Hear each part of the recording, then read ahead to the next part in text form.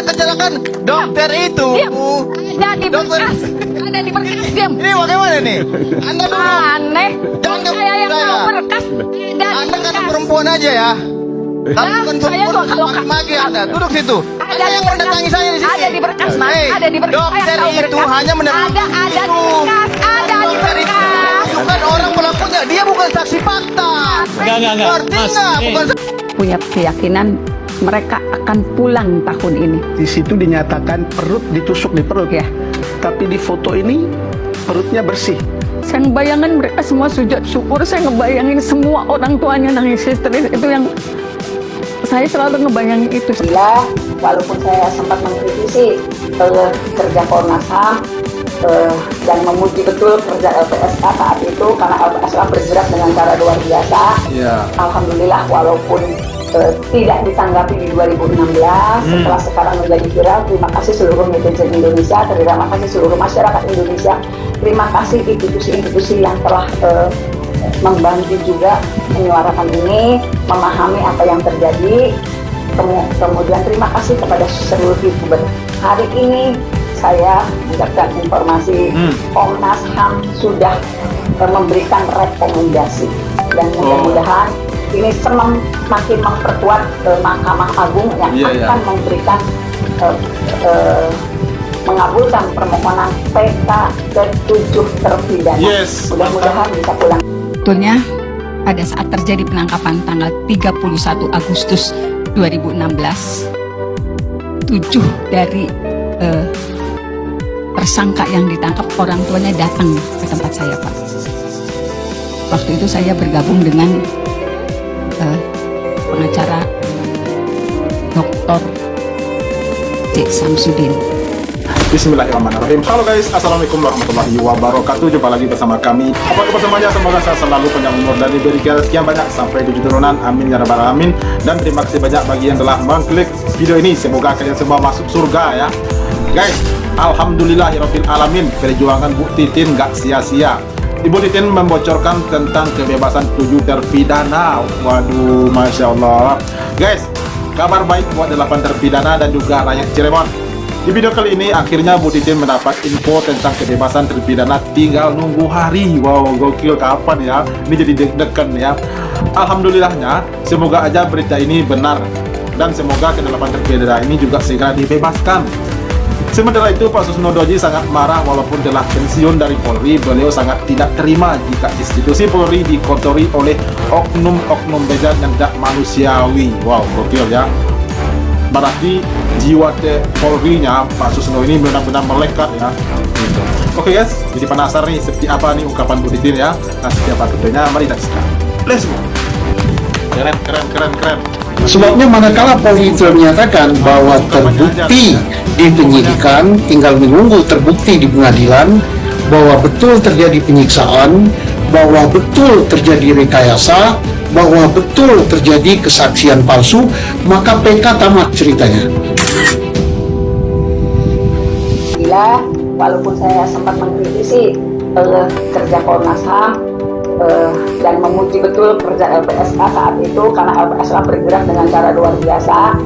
Alhamdulillah walaupun tidak ditanggapi di 2016 setelah sekarang menjadi viral. Terima kasih seluruh netizen Indonesia, terima kasih seluruh masyarakat Indonesia, terima kasih institusi-institusi yang telah membantu juga menyuarakan ini, memahami apa yang terjadi. Kemudian terima kasih kepada seluruh youtuber. Hari ini saya mendapatkan informasi Komnas HAM sudah memberikan rekomendasi dan mudah-mudahan ini semakin memperkuat Mahkamah Agung yang akan memberikan mengabulkan permohonan PK ke-7 terpidana. Mudah-mudahan bisa pulang tahun ini. Kita dukung terus ya. Alhamdulillah walaupun sudah sangat terlambat, Komnas HAM sudah memperlihatkan identitasnya. Betul. Saya jebatkan siapa-siapa saja saksi yang merugikan saat itu. Saya buka semuanya, kemudian ada detail-detail yang saya paparkan. Waktu itu saya langsung berkomunikasi dengan Bapak. Saya nggak peduli saya nggak masuk puasa, nggak peduli. Yang penting 7 orang ini selamat. Dari awal saya udah ngomong gitu. Kenapa ibu? Jadi ibu- Kenapa ibu nggak mau masukkan dulu? Orang-orang kan biasanya cari panggung. Iya. Kenapa ibu tidak? Saya kan nggak mikirin saya, Pak. Bang, saya tuh nggak pernah, maksudnya saya tuh ngerasa nggak ngerjain apa-apa gitu loh. Walaupun asumsinya gitu, saya hanya lakukan apa yang harus saya lakukan terhadap mereka. Jadi saya katakan itu, cuman waktu itu Bapak Oto Hasibuan nggak bisa Bu, ibu harus masuk puasa karena ibu yang paling tahu gitu. Ya akhirnya ya siap Bapak, terima kasih atas penghargaannya. Cuman berjalannya waktu, karena saya juga tiba-tiba kok jadi terlalu melebar kemana-mana. Pada tanggal 1 Agustus 2024 saya berkomunikasi lagi dengan Bapak Oto Hasibuan. Karena waktu itu 6 terpidana sudah masuk, belum Sudirman. Saya bilang, Bapak, tanpa mengurangi rasa hormat, saya udah tanda tangan kuasa waktu itu, tanpa mengurangi rasa hormat kepercayaan Bapak ke saya, tolong lepaskan saya dari kuasa ke 6 terpidana. Karena tidak akan ada yang bercerita bagaimana sebetulnya merekanya harus saya dampingi karena saya udah punya kuasa, tapi mereka nggak dapat kesempatan itu. Saya yang akan menceritakan bagaimana kondisi di persidangan. Saya Itu yang lebar. membuat ibu memilih jadi Memutuskan. saksi. Jadi memutuskan menjadi saksi. tidak ada perasaan bahwa saya harus duduk di kursi pengacara karena saya paling tahu harus menanyai apa kepada saksi dan ahli. Tidak ada perasaan seperti itu ya Bu Tuti? Nggak ada. Saya benar-benar gimana caranya mereka, karena saya yakin mereka nggak salah. Saya yakin betul di 2016. Saya kalau misalnya orang ngomongin soal apa, soal saya keburukan, saya nggak peduli. Tapi saya akan jaga ke-7 terpidana itu. Dengan cara saya selalu ngomong gitu. Jaga Sekarang 7 terpidana dengan menjadi saksi. ya menjadi saksi dan saya pegang data ini dari awal. Jadi sejak awal pertama kali saya muncul, saya nggak pernah ngerti dihujatnya seperti apa. Saya nggak peduli. Tapi ketika klien saya disentuh, saya akan marah luar biasa kepada siapapun.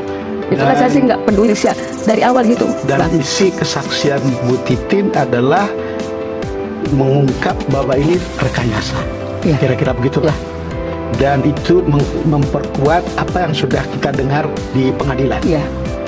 Karena gini, rekayasa mereka, karena kan secara fisik mereka mengalami perlakuan yang luar biasa. Betul. Tapi dokumen itu kan saya yang punya. Itu. Kalau misalnya saya sebagai kuasa diperlihatkan kepada siapa? Kepada para terpidana sekarang, kan mereka juga nggak ngerti. Tapi kalau saya sebagai saksi, saya bisa perlihatkan dokumen ini kepada kuasa hukum, kepada hakim, kepada jaksa yang ada di ruang sidang itu. Cerita di pengadilan versinya penyidik sama penyelidik itu kan mati karena ditusuk, bukan? Ya, Dari foto ini ada Eki, ya. ada bagian perutnya kelihatan. Ada bagian perut yang kelihatan karena di situ dinyatakan perut ditusuk di perut. Ya. Tapi di foto ini perutnya bersih. Bu Eki. Titin, ini foto dari mana? Foto dari mana ini, Bu? Kalau foto ini sebetulnya saya dapatkan dari seseorang yang ketika perkara ini muncul luar biasa, ramainya dia datang ke saya. Saya akan bantu ibu dengan bukti yang saya miliki. Ini dari kapan? Dari? Datang ke ibu sejak Kapan ini dapatnya? Bulan Mei. Oh, dari 2024. awal. Baru ya? Ya. Berarti baru. Juga ada Tidak foto, filmnya Ya, ada foto Vina. Ada foto Vina yang memperlihatkan juga tidak ada tanda-tanda bahwa ini dan mendapatkan penyiksaan yang luar mendapatkan biasa. penyiksaan Ya. yang luar biasa. Seperti di dalam tuntutan. Seperti apa toh imajinasi ibu atau perasaan ibu if one day mereka ini dibebaskan? Saya nggak bisa ngomong. Saya nggak bisa ngomong, mungkin Sudah ada di bayangan ibu atau belum berani membayangkan? saya selalu setiap malam misalnya ini saya berharap dapat informasi PK dikabulkan. Saya ngebayangin mereka semua sujud syukur, saya ngebayangin semua orang tuanya nangis histeris, itu yang saya selalu ngebayangin itu setiap malam ini, kapan anak-anak pulang. Saya selalu ngebayangin itu. Jadinya saya kalau misalnya ada yang ngomong, Bu, andai, saya pengen ngetok kepalanya, andai nggak dikabulkan gimana sih, saya yang emosi gitu. Saya selalu ngebayangin itu. Karena harapan mereka gitu, Bu bisa nggak kita pulang, semua akan pulang tahun ini. Mudah-mudahan itu terwujud karena saya selalu setiap malam saya bayangin itu. Saya bayangin anak-anak itu pulang dapat kabar mereka dikabulkan, kemudian mereka sujud syukur, yang lainnya juga gitu, orang tuanya histeris. Padahal kalaupun itu terjadi, saya tetap, hati saya akan tertinggal di 2016. Saya tetap mikirin mereka, gila kalian tuh luar biasa penderitaannya. Saya tetap mikirin itu sih sebetulnya. Jadi jangan pernah nanya ke saya kalau misalnya kalau nggak dikabulkan gimana, saya pengen ketok kepalanya kalau. Enggak. Ya, tentu ibu punya bayangan sendiri. Yang ibu sendiri ingin lakukan itu apa? Yang ngapain apa, saya cuma bersyukur aja. Saya bersyukur mereka bisa pulang.